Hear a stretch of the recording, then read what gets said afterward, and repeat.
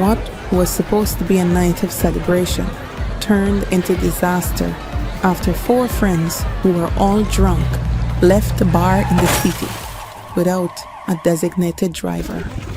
Designate a driver. Don't drink and drive.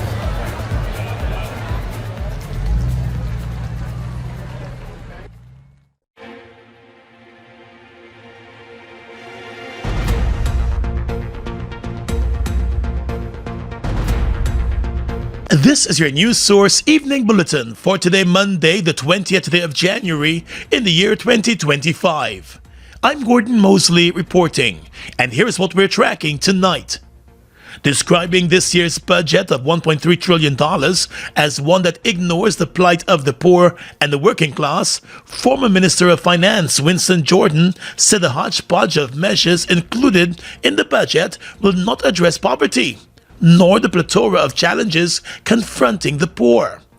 Appearing on the PNC's program Nation Watch on Sunday, Mr. Jordan, who is an economist and also a former budget director, said a one-off cash grant of $100,000 and minute adjustments made to the country's tax structures will not significantly address poverty.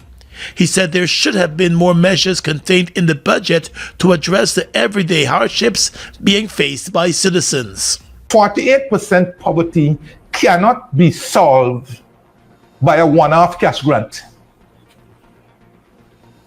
48% poverty cannot be solved by an increase in the threshold from $100,000 to $130,000. Where it is consistent with the minimum wage of some. Short-term poverty cannot be attacked by small increases in old age pension. So you see, all these short-term things, while recognizable, and perhaps while needed as temporary relief, poverty has to be solved ultimately by long-term policies, by structural reorientation of the economy, by the creation of permanent jobs of high income, by substantial and measurable improvement in areas of education, health, and so on, by equitable distribution of resources, income. In an effort to cushion the impact of the steep rise in the cost of living, the government has been allocating billions of dollars to address the cost of living woes. This year, the government has set aside $9 billion to address cost of living issues. Last year, $7 billion was spent, and the year before, $5 billion. Mr. Jordan said through the years, the government has failed to provide a clear plan for the utilization of the money, and he has called on the Office of the Auditor General to investigate the use of the funds. He said the government continues to direct a significant portion of the budget to infrastructure without any clear plan. They will end up doing the same thing as they were doing since 2020, which is biggest budget every year, the bulk of which targets infrastructure. That infrastructure being poorly executed, a lot of it is not derived from any particular plan, infrastructural plan. The former Minister of Finance said the budget is not grounded in any medium to long-term national development plan. He said Guyanese deserve better, and the government can afford to provide better support to the Guyanese people, now that the country has one of the fastest growing economies thanks to the booming oil sector. More news coming up in just a moment. It all starts with one. Maybe it's one look, you know the one, or one touch, even one word. It can start with one step, or one promise, one thrill, one first time, one deep breath, one leap of faith, one day to remember, or one night to forget. One moment, so many stories. that make up one crazy, average, everyday, fabulous life. We get one life, just one. Make your move. It all starts with one.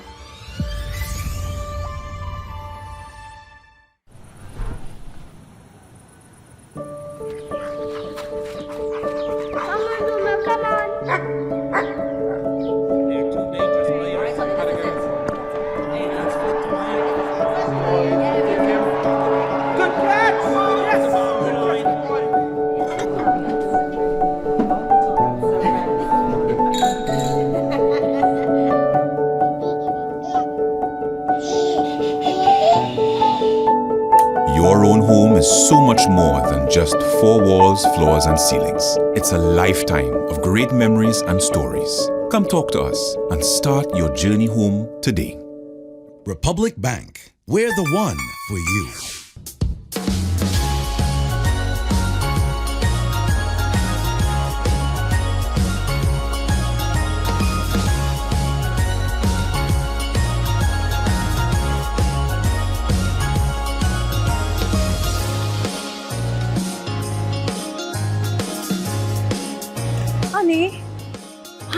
Honey, what are you doing? Let's cash out. Let's cash out. Shop $5,000 or more at any Massey stores for a chance to win a 2024 Nissan Qashqai Sense and $100,000 every 2 weeks with Massey Stores Christmas Jackpot Promotion. Welcome to Dinner Under the Stars. Indulge in a culinary feast prepared by our talented chefs, featuring locally sourced ingredients and exquisite flavors. Every bite will take you on a culinary journey, from unforgettable starters to delectable desserts. Relax to the soothing sounds of the stylistics and blue magic as the stars twinkle above, creating the perfect ambience for a romantic evening or memorable gathering. Join us for Dinner Under the Stars. Reserve your table today and create memories that will last a lifetime. Let's tell you now that the central government recorded a deficit of $376.4 billion, or 7.3% of the GDP at the end of last year.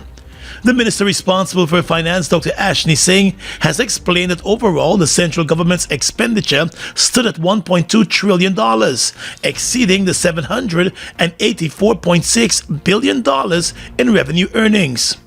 In giving a breakdown, the finance minister said the total central government current revenue for 2024, net of inflows from Guyana Red Plus Investment Fund, the Natural Resource Fund, and carbon credits amounted to $437.7 billion, experiencing growth of $55.6 billion or 14.5% above the 2023 level, while revenue collections from the Guyana Revenue Authority amounted to $420.2 billion, while the total non-tax revenue totaled $17.5 billion.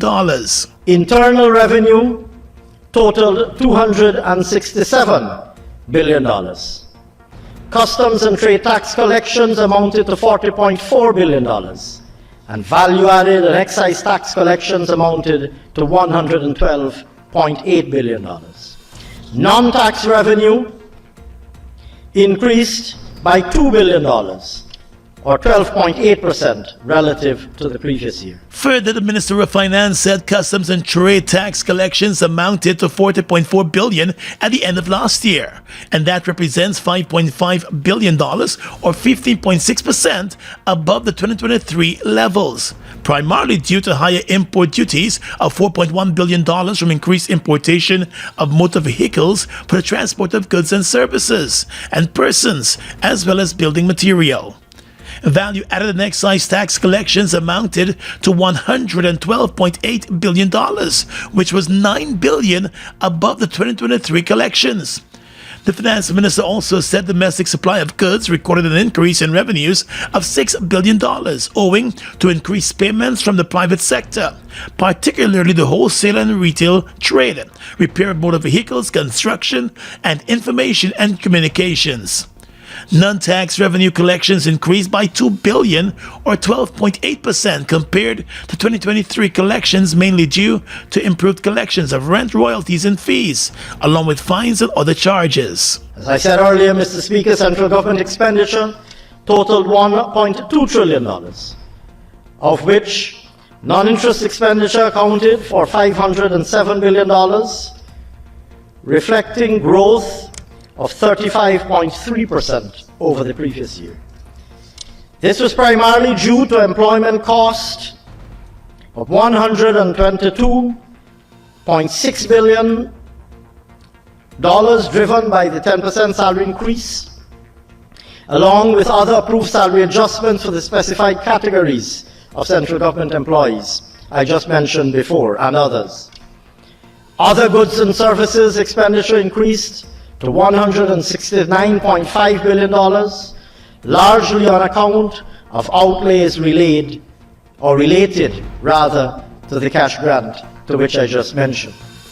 In addition, transfer payments increased to $208.7 billion, reflecting, amongst other factors, such increases as the increase to the Because We Care cash grant and increases in old age pensions. Additionally, Dr. Singh said the government's public sector investment program continues to expand year on year, with an investment of $646.1 billion in 2024, and that's 53.2% higher than the previous year, 2023. The government has allocated $34.4 billion to the Guyana Police Force this year, with heavy focus on infrastructure development within the force. During his budget presentation, the minister responsible for finance said in 2024 the sum of $5.2 billion was expended to advance infrastructural works, including the ongoing construction of the force's new Breakdown Police Station, as well as the construction, reconstruction, rehabilitation, and maintenance of key infrastructure projects. This year, the force is expected to spend a further $4.7 billion on its infrastructural development, which includes another $1.7 billion for the construction of the Breakdown Police Station, and $1 billion for the construction and completion of police stations and posts at a number of areas. In addition, $314 million has been earmarked for the rehabilitation of police stations at Mabura, Tamari, Turkana, and Moore Point, and the upgrading of North Randbolt Outpost and the Highway Patrol Base. In addition, another $2 billion has been budgeted this year to improve the force's transportation fleet. It was noted that community policing groups have been yielding results at the community level, and as such, this year $156.6 million is budgeted for the formation of an additional 45 community policing groups. Further, another $6.2 billion has been budgeted to advance the Safe Country program, while $250 million has been budgeted for police training and collaborations this year.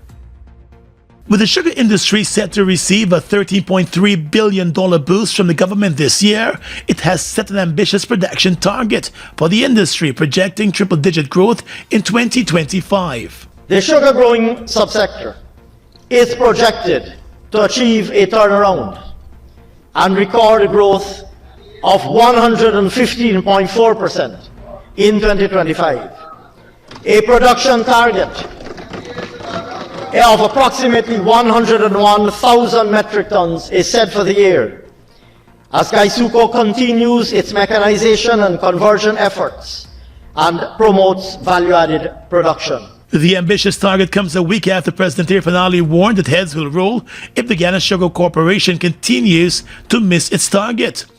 Although the government was able to reopen the Rose Hall estate, which recommenced operations in 2023, the finance minister announced that just over 47 tons of sugar was produced last year. To meet its production target this year, Gaisuco plans to convert an additional 3,000 hectares of land to further support mechanization and to make other key investments to acquire additional field equipment, rehabilitate field infrastructure, and construct over 17 kilometers of all-weather roads across the industry. The sugar industry recorded a massive decline in production last year. Welcome to Dinner Under the Stars. Indulge in a culinary feast prepared by our talented chefs, featuring locally sourced ingredients and exquisite flavors. Every bite will take you on a culinary journey, from unforgettable starters to delectable desserts. Relax to the soothing sounds of the stylistics and blue magic as the stars twinkle above.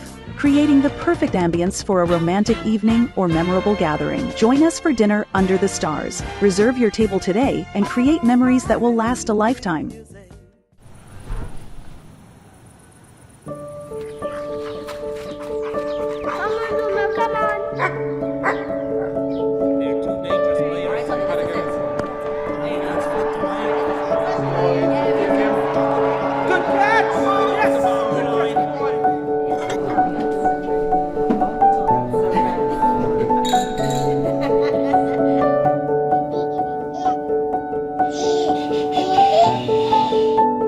Your own home is so much more than just four walls, floors, and ceilings. It's a lifetime of great memories and stories. Come talk to us and start your journey home today. Republic Bank, we're the one for you.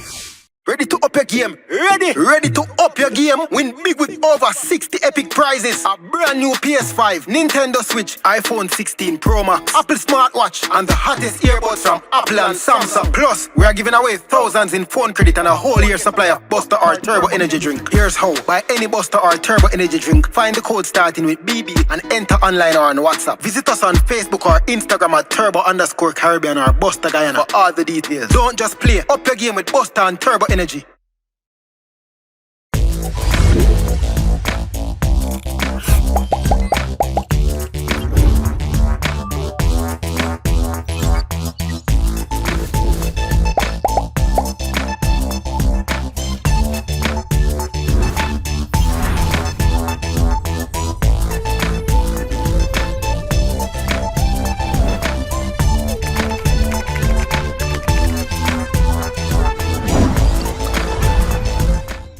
The gold mining sector continues to record poor performances with slow signs of a recovery. In 2024, the sector recorded a growth in production of just 0.5%, according to figures from the national budget. The government intends to continue to provide support to small and medium-scale miners. Since 2020, the value-added tax has been removed from mining equipment, and the industry has enjoyed other benefits. However, while acknowledging the interventions of his government, the Minister of Finance, Dr. Ashni Singh, admitted that despite the many interventions, there are still many problems facing gold mining in Guyana, including smuggling and under-declaration. Mr. Speaker, with the support provided by our government, the small and medium-scale gold mining subsector has been showing strong signs of recovery, although problems persist.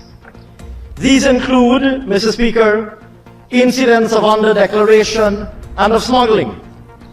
Heightened surveillance and intelligence-based policing have made significant inroads into arresting these problems, and the sector is showing improvement. Dr. Singh announced several measures to contain the problems and regulate the sector, which includes mobile purchasing by the Guyana Gold Board, increased compliance and enforcement activities, and greater use of ICT applications to monitor mining operations. Moreover, a regime for incentivizing declarations to the Guyana Gold Board has been implemented, and government's endorsement of advanced chemical leaching technologies should help our small-scale miners extract gold from low-grade, what would have been considered previously low-grade deposits. Together, these factors are expected to boost production in 2025. At the large-scale end of the industry, the Minister of Finance noted that the sole current operator at Aurora continues to meet and exceed projections, employing directly and indirectly over 1,500 Guyanese nationals compared to 862 back in 2020. He also stated that work is also ongoing on the further build-out of their underground mine, while extracting has already commenced.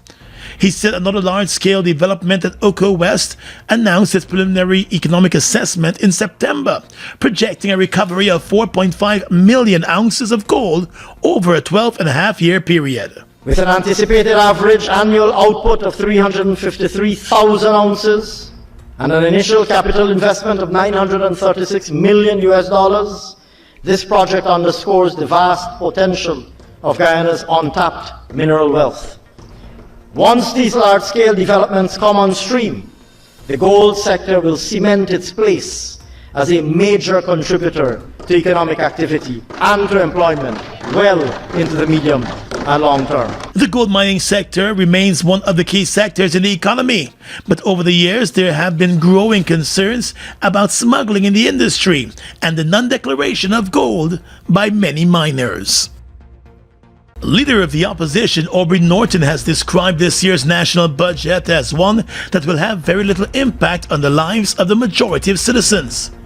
In an interview with News Source, Mr. Norton said that with the oil and gas sector now raking in billions of US dollars annually, the Irfan Ali administration could have reduced the value-added tax and implement several other measures that would have impacted all citizens more. The average Guyanese would have benefited more if they had brought the VAT down from 14% to say 10%. Because what that means is every Guyanese who going out there and purchase, they will be spending less because they are paying. Norton said the government has opted to provide a number of piecemeal tax measures that are not likely to benefit the majority of Guyanese. The senior minister with responsibility for finance, Dr. Ashley Singh, in presenting the budget last Friday, announced the removal of VAT on agricultural machinery and backup generators. The other tax measures included raising the income tax threshold from $100,000 to $130,000 and a further $10,000 tax reduction per child. But the opposition leader said the move to raise the income tax threshold and the $10,000 non-taxable measure would not benefit thousands of citizens. We had said a minimum of $200,000 to $400,000 for the threshold. But for people to benefit, you had to increase their wages at least to $200,000 per month. Then and only then you would have been able to use your tax measures to help. And that is why I went straight to VAT. Because all of these 10,000 and 5,000 here will not impact the small man because their income is small. If you give people a livable income, then they would have a high income and then some of them would have applied. The opposition leader also roasted the government for adding just $5,000 to the old age pension and $3,000 to public assistance, while boasting of the highest economic growth in the world. Norton also expressed disappointment in what he considers to be the government's failure to further diversify the economy. While the country's gross domestic product grew by 43.6%, the non-oil economy saw a growth rate of 13.1%. He said the government continues to mismanage the country's resources while focusing heavily on infrastructure development and not human resource development. All the government is doing is mismanaging the resources that are made available as a result of oil. But you are not seeing any planning and prudent management. You are announcing how many schools you are building.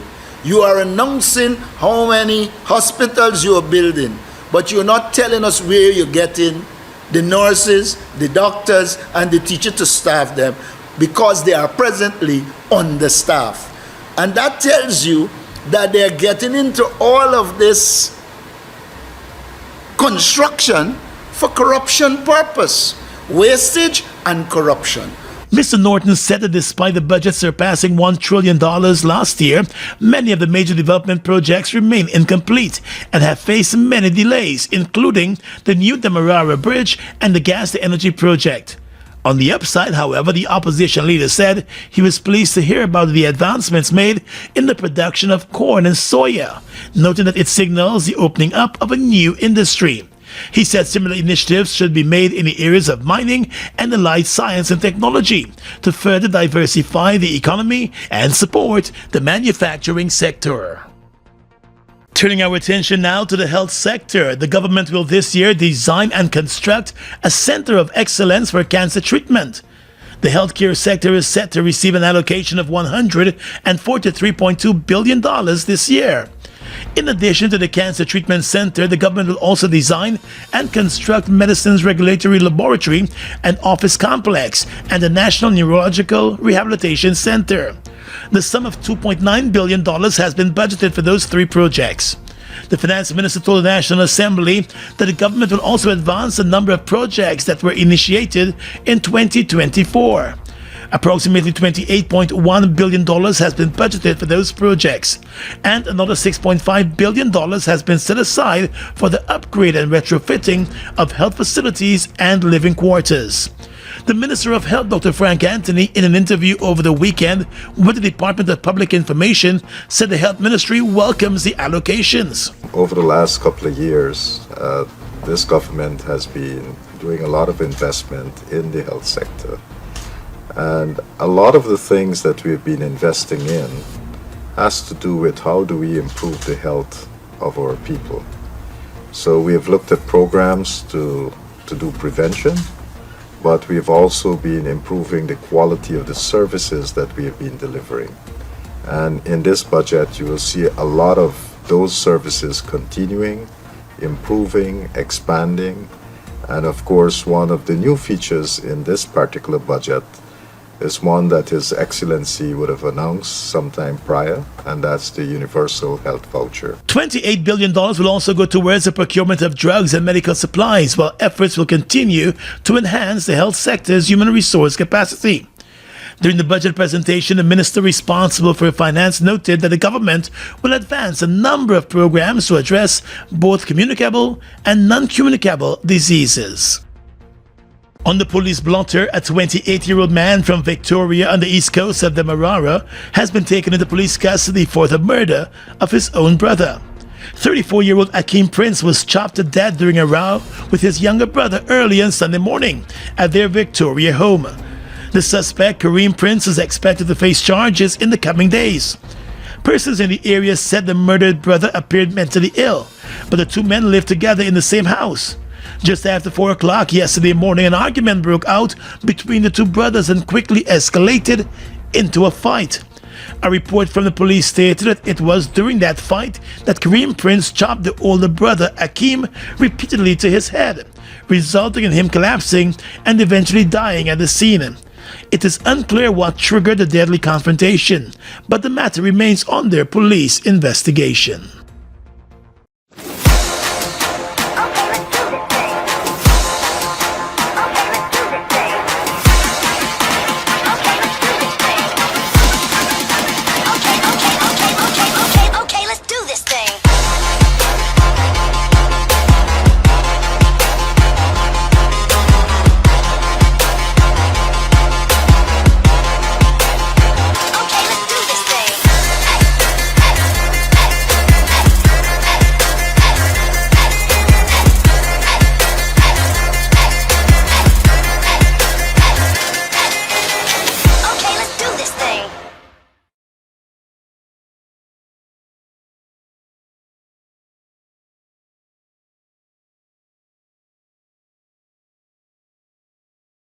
Guyana's economy is rapidly transforming, and we're all part of it. Guyoil is at the forefront of this development by providing reliable and efficient energy and supporting community development from the very core. 100% of Guyoil's profit goes back to building schools, roads, and other important infrastructure that connects our cities and towns, providing fuel to domestic, marine, industrial, and aerial transportation. Guyoil has now repositioned itself as a market leader in the petroleum industry, building a better future for all of us.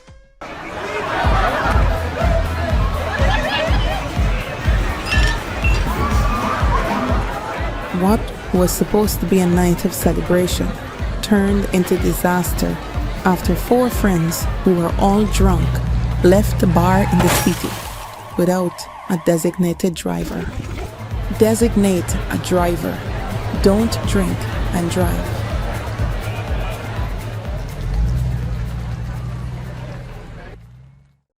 It all starts with one. Maybe it's one look, you know the one, or one touch, even one word. I can start with one step, or one promise, one thrill, one first time, one deep breath, one leap of faith, one day to remember, or one night to forget. One moment, so many stories that make up one crazy, average, everyday, fabulous life. We get one life, just one. Make your move. it all starts with one. With your regional and international news tonight, I am Svetlana Marshall in the region. The new National Party NNP in Grenada has had another shake-up in its ranks as Peter David has resigned from the party. The party announced David's departure in a brief statement today. Rumors that David, the Member of Parliament for the Tongue of St. George, would be leaving the NNP's ranks have been circulating for some time.